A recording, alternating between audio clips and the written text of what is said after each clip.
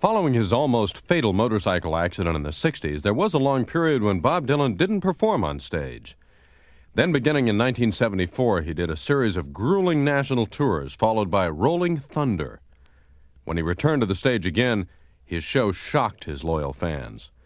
It was Dylan's so-called gospel period, a time when his deep religious beliefs seemed to dominate his music. Then, in the spring of 1984, he was on the road again, playing before huge crowds all over Europe. He had changed, and so had his show, which included music covering his entire career. All that was fresh in his mind when he took an introspective look at himself and his audience. My shows usually I'm usually in a no frame of mind before a show, none whatsoever. And I have to kick in at some place along the line. It usually takes me sometimes one or two songs. Sometimes it takes me much longer than that. Sometimes it takes me to the encore. You know. Does the band, I would if I get an encore. The band, I would imagine, has an effect on that, on you, doesn't it? I mean, you're not just up there yourself. Absolutely. I played with some bands that have gotten in my way so much it's just been a struggle to get through the show. Oh yeah, certain times it just gets ridiculous, you know. And I'd imagine the flip side too. There's probably bands that turn you on. Or? Yeah, this last group we had was I thought was good. Rolling Thunder was an interesting tour. It was different for you. It wasn't just the performing, but the whole idea of the thing. There was a spontaneity to it. Mm.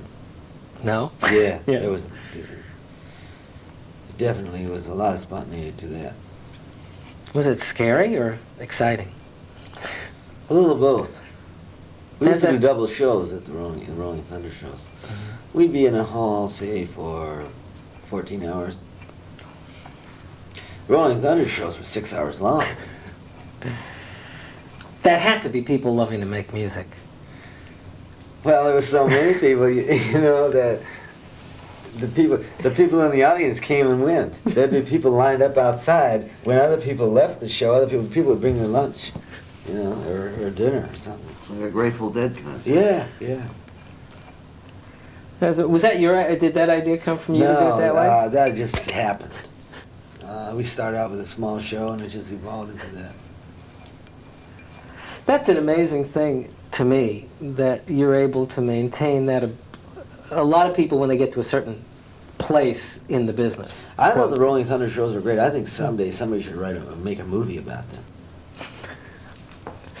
And call it? Rolling Thunder. You've been smiling a lot and laughing a lot here. You don't do that much on stage, but you say you really enjoy yourself. You look so serious. Well, the songs take you through different trips, you see. I mean, you know, what's there to smile about? If you can't, how are you going to sing Hard Rain's Gonna Fall, or Tangled Up in Blue, or With God on Our Side, or Mr. Tambourine Man, or Like a Rolling Stone, or License to Kill, or Shot of Love, or Poison Love, you know, or any of that. How can you sing that with a smile on your face? I mean, it would be kind of hypocritical.